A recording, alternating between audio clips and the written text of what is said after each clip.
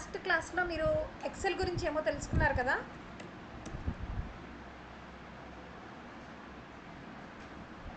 అవును madam. Okay, ఎక్సెల్లో ఏమేమి తెలుసుకున్నారు?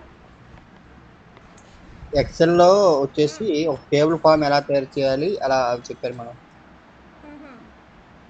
ఇంకా అందులో భాగంగా సమ్ము రోజు యావరేజ్ కాపీ చెప్పారు మేడం. ఓకే, మీ మెటీరియల్లోవి రావాలి నాకు. మీ మెటీరియల్లో క్వశ్చన్స్ రాలా నాకు. రోస్ కాలమ్స్ మెర్జ్ చేయడము మీకు ఎక్సెల్లో ఉన్న ఫస్ట్ క్వశ్చన్ చూడండి.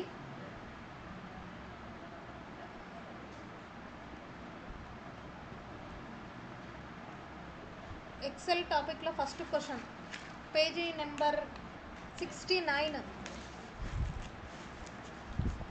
Page number 69. Define cell, worksheet and work book. తెలుసుకున్నారా నిన్న? వర్క్ బుక్ అంటే ఏంటి, వర్క్ షీట్ అంటే ఏంటి, సెల్ అంటే ఏంటి?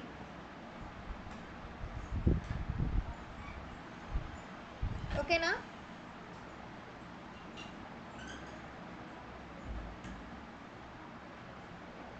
సరే, ఈ క్వశ్చన్ గురించి ఒకసారి ఎక్స్ప్లెయిన్ చేస్తాను, అందరు వినండి. First of all work book అంటే ఏంటి అంటే, ఫస్ట్ మీకు స్క్రీన్లోనే కనిపిస్తుంది పైన డైరెక్ట్గా మనకి బుక్ 1 ఎక్సెల్ అని చెప్పేసి. ఇది ఏంటి అంటే టైటిల్ బార్.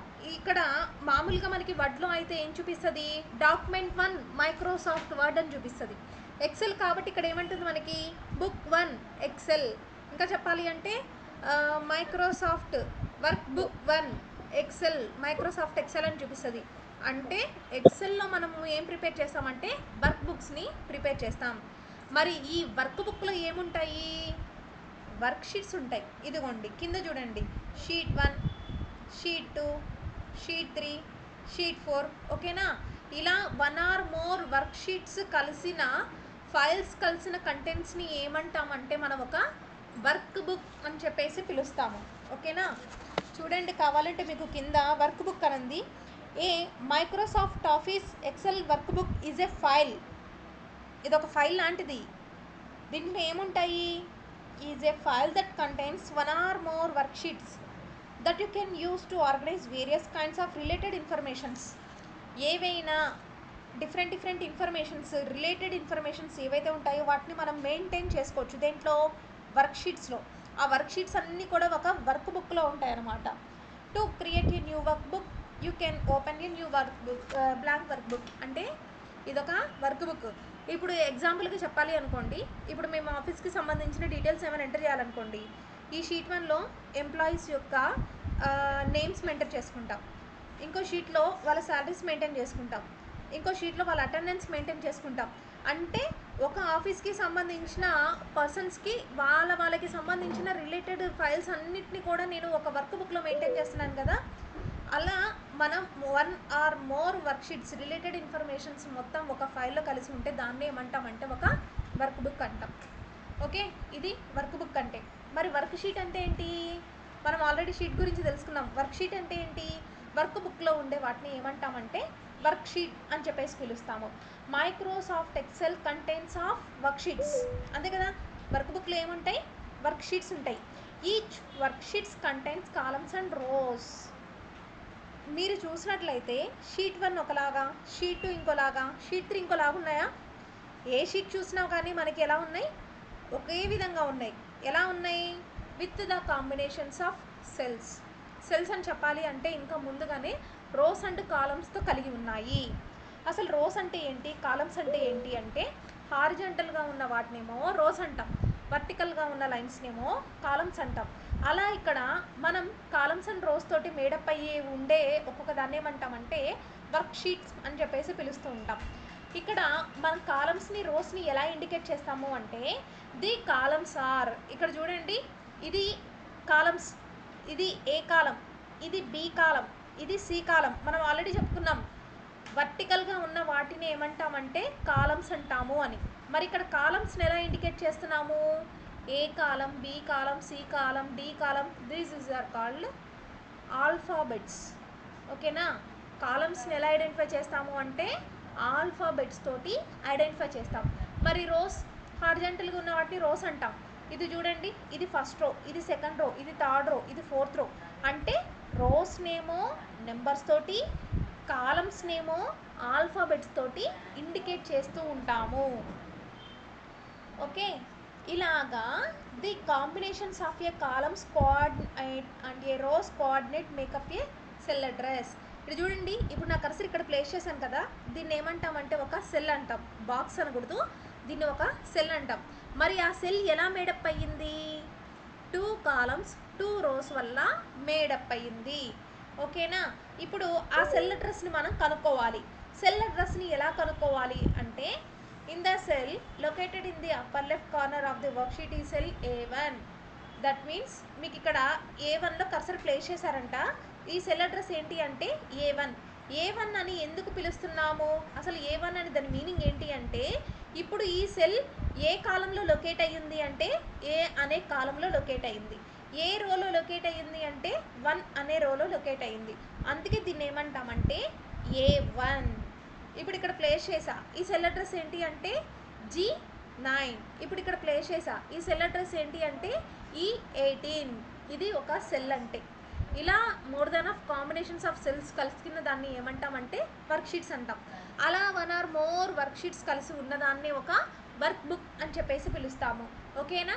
అదేవిధంగా కాలమ్స్ నేమో ఆల్ఫాబెట్స్తో ఇండికేట్ చేస్తాం, రోస్ నేమో నెంబర్స్ తోటి ఇండికేట్ చేస్తాం. ఇంకొకటి ఏంటి అంటే మనకి ఇది మొత్తం ఒక వర్క్ బుక్ అని చెప్తున్నాం కదా, వర్క్ బుక్లో ఉండే వాటిని వర్క్ షీట్స్ అంటాం, వర్క్ షీట్లో ఉండే వాటిని సెల్స్ అంటాం. సెల్ అడ్రస్ని ఎలా కనుక్కోవాలి అంటే, అసలు సెల్ ఎలా మేడప్ అవుతుంది? A cell is the insertion between a row and A column. స్ప్రెడ్షీట్లో మనం రోస్తో కాలమ్స్ తోటి మేడప్ అయ్యేదాన్ని ఒక సెల్ అంటాం. Okay, in spreadsheet applications a cell is a box. Cell అంటే ఏంటి? ఒక బాక్స్ లాగా ఉంటుంది. In which you can enter a single piece of data. ఇలా ఒక్కొక్క దాంట్లో ప్లేస్ చేస్తే ఒక్కొక్క దాన్ని మనం ఒక్కొక్క సెల్ అని చెప్పేసి పిలవాలి. The data will usually text a numeric values are a formulas. The entire spreadsheet is combined of rows and columns of cells. That means ఇప్పుడు ఈ సెల్ ఉంది, ఈ సెల్లో నెంబర్ అయినా టైప్ చేయొచ్చు, టెక్స్ట్ అయినా టైప్ చేయొచ్చు, ఏదైనా ఫార్ములా అయినా టైప్ చేసుకోవచ్చు, అలా ఏమైనా కానీ టైప్ చేసుకోవచ్చు. ఇది వర్క్ బుక్ అంటే, వర్క్ షీట్ అంటే, సెల్ అంటే. మీ ఫస్ట్ క్వశ్చన్ ఆన్సర్ ఇదే. ఈ చాలాసార్లు ఇది కూడా బిట్స్గా 5 మార్క్స్ క్వశ్చన్స్గా అడిగారు. అందరు కూడా ఇది కొంచెం బాగా చూసుకోండి. దీంతోపాటు ఇంకొకటి ఎక్కువ సార్లు రిపీట్ అయిన 5 మార్క్స్ క్వశ్చన్ ఏంటి అంటే, how to change the row height and column with 6 ఇన్ ఎక్సెల్. మీ ఎక్సెల్ షీట్లోనే ఎక్సెల్లోనే క్వశ్చన్ నెంబర్ 7 పేజీ నెంబర్ 81లో ఉంది చూడండి. Right short notes on changing row heights and column widths in MS Excel. ఈ క్వశ్చన్ కూడా ఎక్కువ సార్లు 5 మార్క్స్ క్వశ్చన్స్కి రిపీట్ అయింది. లేకపోతే ఒక్కొక్కసారి 15 మార్క్స్ క్వశ్చన్స్లో ఏ క్వశ్చన్ బి క్వశ్చన్ ఇస్తూ ఉంటారనమాట. దాంట్లో ఒక క్వశ్చన్గా కూడా ఇస్తూ ఉంటాడనమాట. ఇది చాలా చాలా ఈజీగా ఉంటుంది, చాలా సార్లు రిపీట్ అయిన ఇంపార్టెంట్ క్వశ్చను. అందరు కూడా చూడండి. First, to set column bit and row height for a range in Excel. ఒక ఎక్సెల్లో మనం కాలంకి విడ్త్ని, రోకి హైట్ని ఎలా పెంచాలి, అంతే కదా. రోస్కి అయితే హైట్ పెంచుతాం, కాలమ్స్కి అయితే విడ్త్ పెంచుతాం. అలా మనం ఒక రోకి హైట్ని, కాలంకి విడ్త్ని ఎలా పెంచాలి అనేది ఇప్పుడు మనం చూద్దాం. ఫస్ట్ ఆఫ్ ఆల్ ఇక్కడ మనం ఏం చేయాలి అంటే, రో హైట్ని పెంచాలి అంటే ఏ రోస్ని అయితే మనం హైట్ పెంచాలి అనుకుంటున్నామో ఫస్ట్ ఆ రోస్ని సెలెక్ట్ చేయాలి. Select the rose. ఫస్ట్ ఏం చేయాలి, మనము ఏ రోస్కి అయితే హైట్ పెంచాలి అనుకుంటున్నామో ఆ రోస్ని సెలెక్ట్ చేయాలి. ఇప్పుడు నేను 15 రోస్ని సెలెక్ట్ చేశాను. సెలెక్ట్ చేసిన తర్వాత మనం ఏం చేయాలి అంటే, in home menu select format, in home menu select format, select రో హైట్. ఇక్కడ ఆల్రెడీ రో హైట్ ఎంత ఉందో చూపిస్తుంది చూడండి, 14.4 ఉంది అంటుంది. నేను దాన్ని తీసేసి మనం అక్కడ ఎంతైతే హైట్ పెట్టాలి అనుకున్నామో ఆ నెంబర్ మెన్షన్ చేయండి. ఓకేనా? అందరు కూడా ఈ క్వశ్చన్ బాగా చూడండి, చాలా చిన్న క్వశ్చన్. జస్ట్ ఏ సెల్స్కి అయితే మనము ఏ రోస్కి అయితే హైట్ పెంచుతున్నామో రోస్ని సెలెక్ట్ చేసాం, హోమ్లోకి వెళ్ళాం, ఫార్మాట్లోకి వెళ్ళాం, మనకి డైలాగ్ బాక్స్ వస్తుంది. మీరు కూడా డైలాగ్ బాక్స్ డ్రా చేయగలిగితే, కరెక్ట్గా డ్రా చేయగలిగితే డ్రా చేయండి. ఓకే, రో హైట్ అని చెప్పేసి డైలాగ్ బాక్స్ వస్తుంది. ఆల్రెడీ ఉన్నది తీసేసి మనం ఎంతైతే పెట్టాలి అనుకుంటున్నామో దాన్ని మెన్షన్ చేసేసి ఓకే చేయండి. ఆటోమేటిక్గా రోస్కి హైట్ పెరిగిపోతుంది. ఓకేనా. ఇన్ ది రో height dialogue box enter a value according to your needs and click okay. అదేవిధంగా కాలమ్స్ అనుకోండి. ఇప్పుడు కాలమ్స్ అంటే ఏంటి, మనకి నిలుగున్నవి కదా. నేనేం చేస్తున్నా, ఏ నుంచి పి వరకు కాలమ్స్ని సెలెక్ట్ చేసా. ఇప్పుడు కాలమ్స్కి విడ్త్ పెంచుదాం. యాజ్ ఇట్ ఈస్గా ఫస్ట్ ఏం చేయాలి, మనం దేనికైతే విడ్త్ పెంచుతామో ఆ కాలమ్స్ని సెలెక్ట్ చేయాలి. Select the range that you will work with. నువ్వు దేనితో అయితే వర్క్ చేసుకుంటున్నావో ఆ వర్క్ చేసే దాని యొక్క సెల్స్ని సెలెక్ట్ చేయాలి, ఐ మీన్ కాలమ్స్ని సెలెక్ట్ చేయాలి.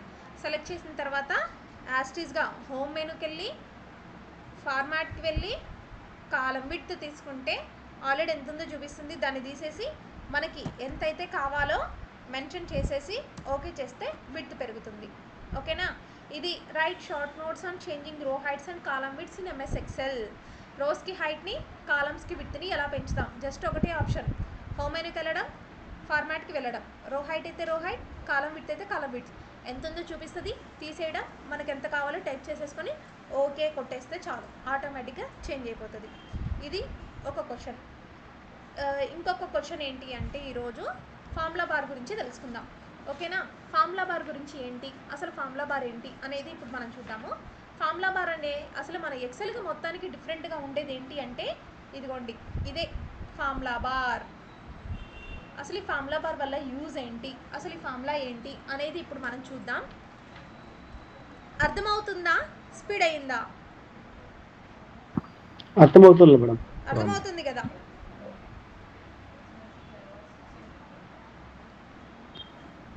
చాలా ఇంపార్టెంట్ క్వశ్చన్స్ చూడండి. ఓకే, ఇప్పుడు వచ్చేసేసి నేను ఎక్సెల్లో 6th question page number 79, 6th question page number 79లో what is a formula, how is the formula entered in MS Excel, explain with example. అసలు ఫార్ములా బార్ అంటే ఏంటి, ఫార్ములా బార్ని ఎలాగ వాడతాం, ఒకసారి ఒక ఎగ్జాంపుల్ తోటి ఎక్స్ప్లెయిన్ చెయ్యండి అని చెప్తున్నారు. ఓకే సరే, ఇప్పుడు దీని గురించి చూద్దాము. ఇప్పుడు నేను ఒక ఫార్ములా చేయాలి అనుకోండి. అసలు ఫార్ములా బార్ వల్ల యూజ్ ఏంటి, ఫార్ములా ఏంటి అనేది చూద్దాం. మన ఎక్సెల్ మొత్తంలో మెనూ బార్కి కింద ఉండేదాన్నే ఫార్ములా బార్ అంటాం. ఇదే ఫార్ములా బార్. ఈ ఫార్ములా బార్కి లెఫ్ట్ సైడ్ ఉండేదాన్ని ఏమంటామంటే నేమ్ బాక్స్ అంటాం. నేమ్ బాక్స్ వల్ల యూజ్ ఏంటి అంటే మన కర్సర్ని ఏ సెల్లో అయితే ప్లేస్ చేస్తామో ప్లేస్ చేసిన సెల్ యొక్క అడ్రస్ని చూపిస్తుంది. ఇప్పుడు చూడండి, నా కర్సర్ని ఇక్కడ ప్లేస్ చేస్తున్నా. ఈ కర్సర్ ప్లేస్ చేసిన సెల్ యొక్క అడ్రస్ ఏంటి, ఎఫ్ అనే కాలం, 4th అనే రో. కాబట్టి ఈ సెల్ అడ్రస్ F4. చూడండి, నేమ్ బాక్స్లో F4 చూపిస్తుంది. ఇప్పుడు ఇక్కడ ప్లేస్ చేసా, ఈ సెల్ అడ్రస్ ఏంటి C3. ఇప్పుడు ఇక్కడ ప్లేస్ చేసా, ఈ సెల్ అడ్రస్ ఏంటి J5. అలా ప్రజెంట్గా మన కర్సర్ని ఏ సెల్ అయితే ప్లేస్ చేస్తామో ప్లేస్ చేసిన సెల్ యొక్క అడ్రస్ని చూపించేదాన్ని మనం ఏమంటామంటే నేమ్ బాక్స్ అంటాం. మరి ఈ నేమ్ బాక్స్ ఎక్కడ ఉంటుంది, ఫార్ములా బార్లో, ఫార్ములా బార్కి లెఫ్ట్ సైడ్ ఉంటుంది. ఓకేనా. మరి ఇప్పుడు ఈ ఫార్ములా బార్ ఏంటి అంటే అసలు మనము ఇప్పుడు నా కర్సర్ని ఈ సెల్లో ప్లేస్ చేసా. ఈ సెల్లో ప్లేస్ చేసి ఇక్కడ నేను ఒక టెక్స్ట్ని టైప్ చేస్తున్నా. ఇప్పుడు ఇక్కడ ప్లేస్ చేసా, ఈ సెల్లో నేను సంథింగ్ ఒక వాల్యూని మెన్షన్ చేస్తున్నా. ఇప్పుడు ఇక్కడ ప్లేస్ చేసా, ఈ ప్లేస్ చేసిన సెల్లో నేను ఏం చేస్తున్నానంటే ఒక నెంబర్ 5 అని ఇచ్చా, ఇక్కడ 2 అని ఇచ్చా. ఇక్కడ ఏం చేస్తున్నానంటే 5+2 అని చెప్పేసి మెన్షన్ చేద్దాం అనుకుంటున్నా. ఇప్పుడు చూడండి, నేను కొన్ని సెల్లులో కొన్ని ఇన్ఫర్మేషన్స్ రాసా. ఇప్పుడు ఇక్కడ ప్లేస్ చేసా, ఇక్కడ నేను ఏమని రాసా, వరుణ్ అని రాసా. ఇక్కడ ఫార్ములా బార్లో కూడా చూడండి వరుణ్ అనే చూపిస్తుంది. ఇక్కడ ఒక నెంబర్ రాసా, సేమ్ ఇక్కడ కూడా నెంబరే చూపిస్తుంది. ఇప్పుడు ఇక్కడ 7 రాసా. మరి ఆ 7 ఎలా వచ్చింది, ఈక్వల్ టు 5+2 చేస్తే వచ్చిందంట. సరే, ఇక్కడ కూడా 5+2 చేస్తున్నా. మరి ఇక్కడ ఆన్సర్ వస్తుందా, రా. మరి ఇక్కడ చేస్తే ఆన్సర్ వచ్చింది, ఇక్కడ చేస్తే రాలా. ఇక్కడ చేసింది నేను 5+2ని, ఇక్కడ చేస్తుంది కూడా 5+2ని. కానీ ఇక్కడ ఏమంటుంది, నేను అక్కడ ఏం టైప్ చేశానో అదే చూపిస్తుంది. కానీ ఇక్కడ ఏం చేస్తుంది, 5+2 చేస్తే 7 అనే ఆన్సర్ వచ్చిందని చెప్పేసి చూపిస్తుంది. మరి ఈ రెండిటికి డిఫరెన్స్ ఏంటి? అసలు ఫార్ములా బార్లో ఏం చూపిస్తుంది అంటే, ఒక సెల్లో మనం టెక్స్ట్ని టైప్ చేస్తే టెక్స్ట్ చూపిస్తుంది, నెంబర్ని టైప్ చేస్తే నెంబర్ని చూపిస్తుంది, అక్కడ ఏదైనా ఫార్ములా వాడితే ఫార్ములాను కూడా చూపిస్తుంది. కానీ ఇక్కడ యూజ్ చేసిన ఫార్ములాకి డిఫరెన్స్ ఏంటి అంటే ఈక్వల్ టు సైన్. ఇక్కడ చూస్తే నేను ఇక్కడ ఈక్వల్ టు సైన్ ఫస్ట్ ఇచ్చా, ఇక్కడ చూస్తే ఈక్వల్ టు సైన్ ఏం చేశాను 5+2 తర్వాత ఇచ్చాను.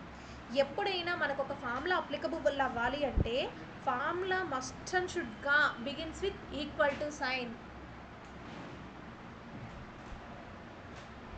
ఎవరైనా లింక్ నాట్ కనెక్టెడ్, ఆల్రెడీ ఇదిగో లింక్లో జాయిన్ అయ్యారు చాలామంది, మరి వాళ్ళందరూ కనెక్ట్ అయితే వారిని ఇంకెందుకు కనెక్ట్ అవ్వదు? ఇదిగో ఇదిగో అందరిని అడ్మిట్ చేసుకున్నాను నేను.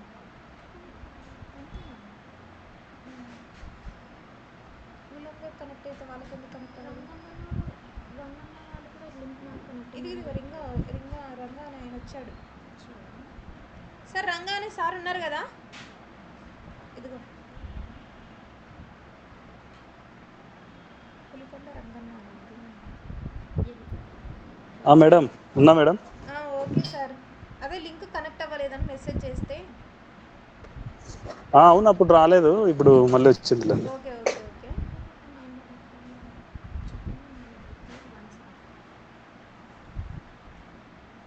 మేడం ఇది కోచింగ్ నెంబర్ ఎంత అని చెప్పారు మేడం ఇది?